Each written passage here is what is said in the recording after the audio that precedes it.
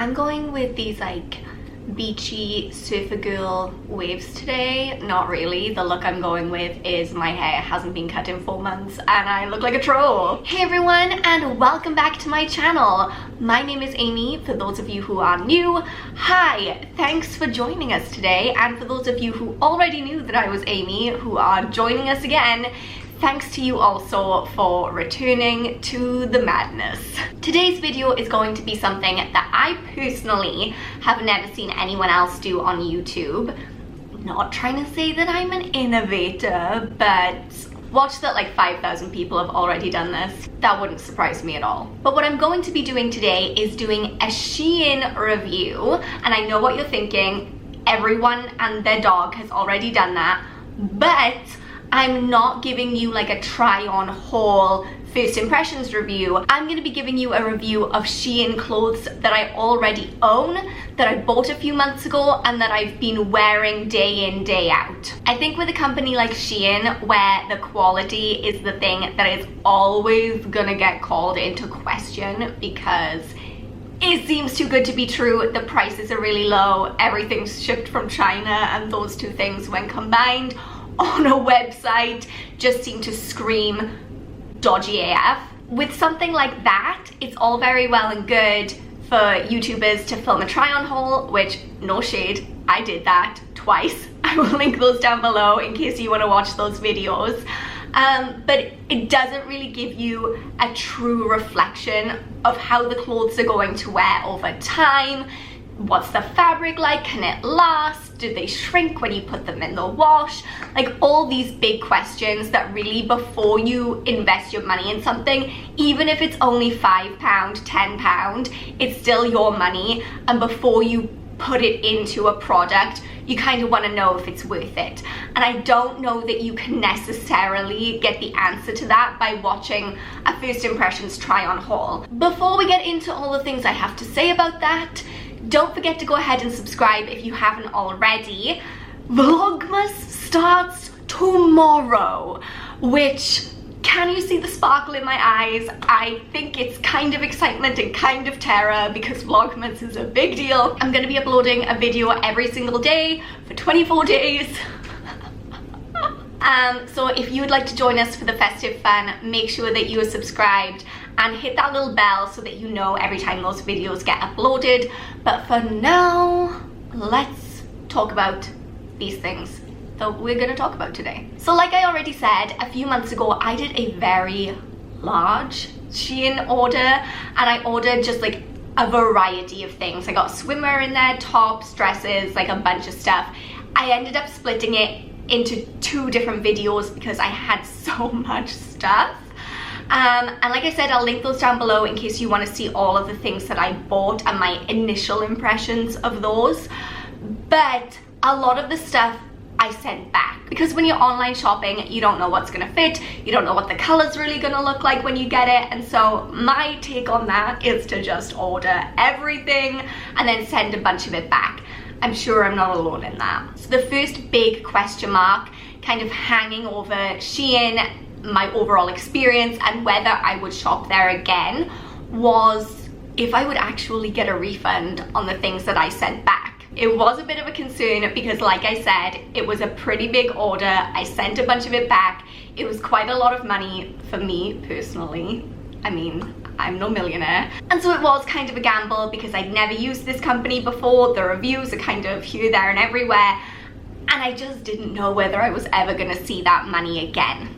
Good news, I did see that money again. The returns process was pretty painless, actually. I just sent everything back to the address it needed to be sent to. I did have to pay for the postage to return it. It wasn't expensive to send it back anyway, but the wait was extensive. I don't remember exactly how long I waited. It was definitely over a month. I want to say that it was closer to like 6 weeks, and I was checking my banking app like, is the money back in my account? Is it back in my account?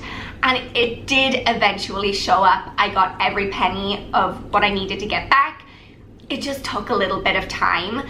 So moving forward, knowing that and knowing the way that I shop with the whole buy everything now, think about it later kind of attitude, I would definitely purchase from Shein again, because I'm confident that anything that I return, I will be reimbursed for. And I think that's obviously a big deal when you're spending money online. The next thing that we need to talk about is the quality of the clothes. In those original videos that I filmed, you can see that the quality on some of the items that I purchased wasn't great, and those are the things that I ended up sending back, along with a few things that were just like sized weirdly or just didn't suit me. So I'm not going to say that the quality of everything from Shein is great, because that has not been my experience, but the quality of the things that I held on to has really held up. I always feel like I want to compare my purchases from Shein to my purchases from Forever 21, because it's a similar price point. Actually, here in Bahrain anyway, Forever 21 is a little bit more expensive than Shein. I don't know how that is elsewhere, but I've actually found that the quality of Shein is way better than the quality of Forever 21 in my experience and my life, because every single thing that I've bought from Forever 21 has shrunk, and it's become like an ongoing joke. I don't shop there anymore because it's just too painful, because I will like know that I have this bad luck with Forever 21 clothes, and so I purposely don't put anything in the washing machine. I will hand wash everything I buy from there in cold water, and it still shrinks. So that was a side rant about Forever 21 that was only slightly relevant to this, but what I'm trying to say is people will go to Forever 21 knowing that the quality is like not the best quality in the world, but it's a brand that they feel that they can trust, they know it, it's familiar.